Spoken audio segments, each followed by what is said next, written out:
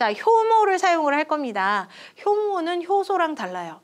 효소는 생체 촉매이고 생명체 내부에 들어가 있는 단백질 덩어리예요. 그런데 효모 같은 경우는 얘는 생명체 한 덩어리야. 생명체 자체라는 얘기죠. 그리고 이 효모를 넣게 되면 우리가 여러분들 안 좋아하는지 모르겠지만 술이 만들어지게 됩니다. 발효가 일어나게 돼요. 알코올 발효가 일어나서 알코올이 만들어지게 되는 거죠. 그래서 이 효모와 효소는 조금 비교해서 기억을 해두시면 좋을 것 같고, 자, 효모가 작용을 하게 되면 세포 호흡을 하긴 하는데 얘가 산소를 전체를 다 사용하는 게 아니라 산소를 조금만 혹은 산소를 사용하지 않는 무산소 호흡을 하게 된다는 거예요.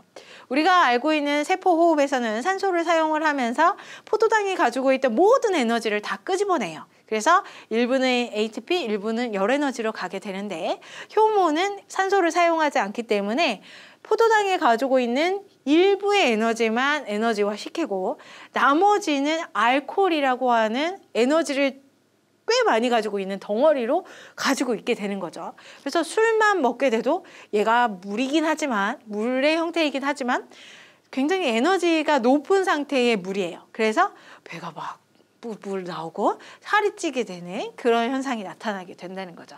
그게 바로 무산소 호흡, 알코올 발효의 모습이라고 볼 수가 있습니다. 자, 효모를 통해서 얘기를 하는데 실험을 통해서 조금 더 추가로 설명을 해볼게요. 자, 가설이 나왔어요. 아마 뭐뭐일 것이다 라고 하는 이제 가설 전제가 나오겠죠.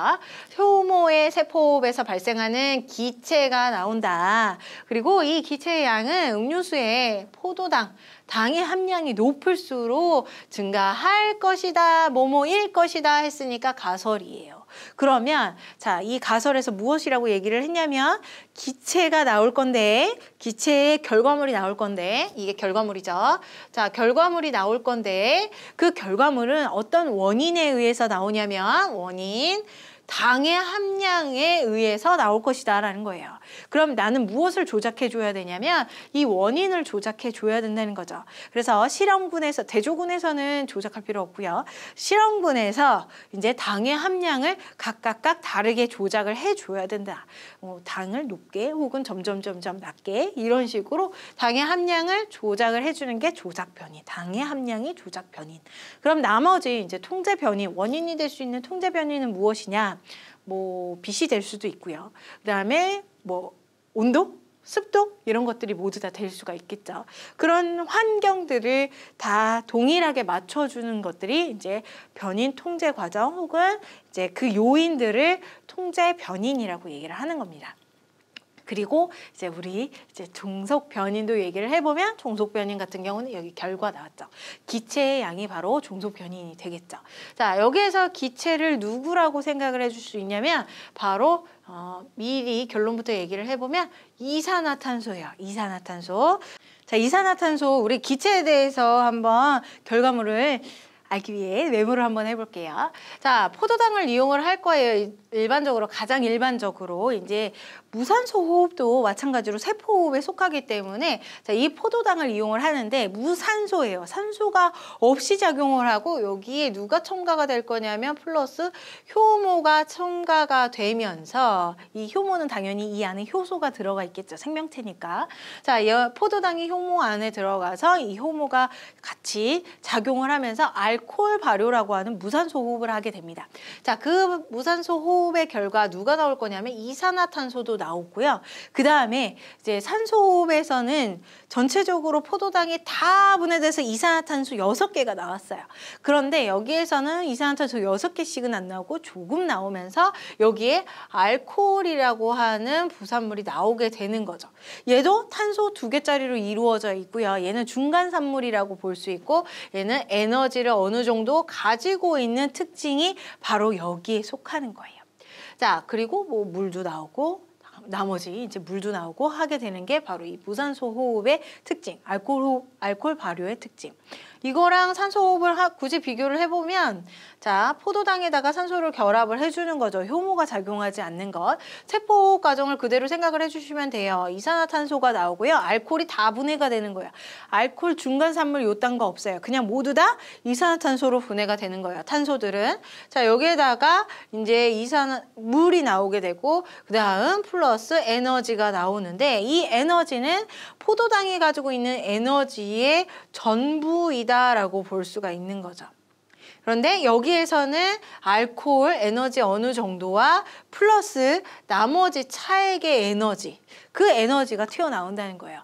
효모는 산소가 없는 환경에서 자신이 살아남기 위해서 약간의 에너지라도 얻기 위해서 포도당을 분해합니다. 무산소 호흡으로. 그래서 이렇게 소량의 에너지를 얻게 되는 거예요. 그러면서 우리한테 좋은 알코올 남겨주고 자신은 이 에너지를 사용을 하고 그다음에 기체로는 뽀글뽀글뽀글 나오는 게 바로 이 이산화탄소가 된다는 거죠. 이해됐죠? 자, 세포호흡이랑 비교를 해봤을 때 중간 산물이 있다는 것, 에너지를 모두 다 분해하지 않는다는 것, 이 사실 정도만 기억을 해주시면 될 것 같아요. 자, 요 문제에서는 기체를 설명하기 위해서 여기까지 해봤어요. 근데 기체가 우리 이산화탄소라는 것만 기억을 해주시고 이제 문제로 한번 넘어가 보도록 할게요. 자, 기체가 나온다. 이 기체는 누구? 이산화탄소 이렇게 얘기를 했죠. 자, 바로 이제 과정으로 한번 넘어가 보도록 하겠습니다. 실험으로. 발효관 A에서 C 표와 같이 용액을 넣고 그 다음에 공기가 들어가지 않도록 세워놓고 어쩌고 저쩌고 저쩌고. 그래서 용액 이제 발효관의 맹관부 발효관을 한번 살펴보도록 할게요. A 같은 경우는 효모액과 증류수를 넣었어요. 일단 효모액은 모두 다 들어가고 있죠. 이게 통제 변인. 같은 양을 들어가고 있으니까 양도 마찬가지로 통제 변인. 자, 그 다음에 A 같은 경우는 증류수를 넣었고요. 당이 안 들어갔다는 사실. 자연 현상 그대로. 그럼 얘가 바로 실험이 아니죠. 자, 대조군이요. 대조군이 되는 겁니다. 대조군.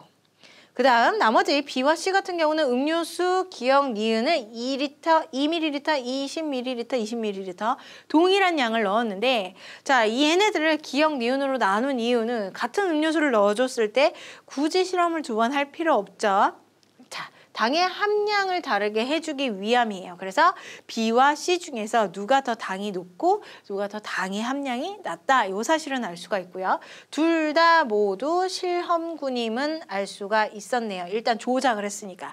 증류수가 아닌 새로운 당의 음료수를 넣었으니까요. 자, 그래서 효모에 의해서 기체가 발생하면 맹관부의 수면 높이가 점점 낮아질 거래요. 그럼 기체가 이산화탄소가 많이 나오면 많이 나올수록 점점 더 많이 내려갈 것이다.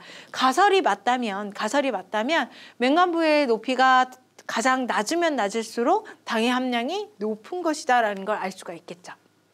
50분 후에 기체 발생량을 측정해 봤습니다. 자, 한번 볼게요. 자, A에서는 없어요. 당을 안 넣었으니까 실험 대조군에서는 없었고 B에서는 기체 발생량이 굉장히 많아요. 그리고 C에서는 기체 발생량이 적다. 아, 그러면 당의 함량을 한번 비교를 해보면 B와 C 중에서 누가 가설이 맞다면 누가 더 많냐면 B가 더 많다라는 사실을 알 수 있죠. 그 실험 결과물이 이렇게 나왔고 가설을 지우지 않았다면 가설을 고치지 않았다면 요게 이제 B 기억 음료수의 기억이 당함량이 높은 애고 그 다음에 니은이 낮은 애다라는 사실을 알 수가 있습니다. 바꿀 필요가 없네요. 자리를. 자, 기억. A는 대조군이다. 네, 증류수만 넣었으니까 대조군이 맞겠죠. 니은 B와 C의 맹관부에 모인 기체는 우리 알코올 발효를 했기 때문에 이산화탄소가 맞습니다. 자, 다해서 맹관부 수면의 높이를 이야기를 하고 있죠. 이 높이는 B가 높다 그랬는데 B의 함량이 높아요. 그리고 기체가 많이 나오면 많이 나올수록 높이가 낮아진다라고 얘기를 했습니다. 그러니까 당연히 B는 더욱더 낮아지겠지요. 틀린 말이 되겠네요. 기억과 니은 3번이 정답이 되겠습니다.